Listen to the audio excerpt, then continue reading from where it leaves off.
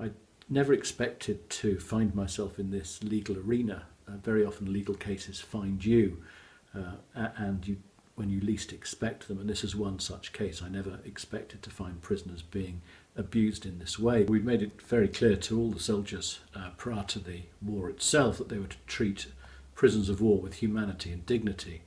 I then came across approximately 40 prisoners in an interrogation facility who were hooded and in stress positions.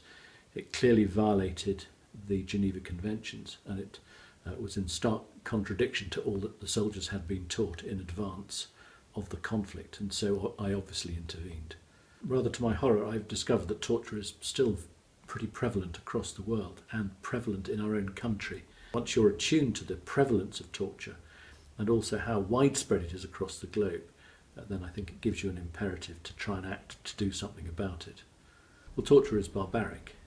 It's an offence to the human race to torture fellow human beings, and that it's a concern therefore of everyone across the globe.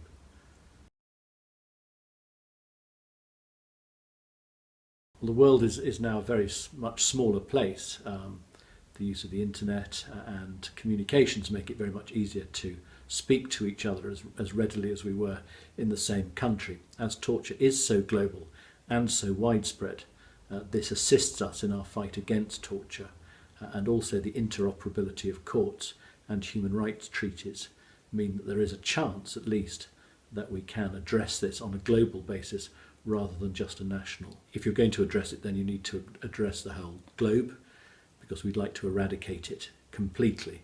That's the aspiration. But it's also important to remember that your own country is just as culpable as others.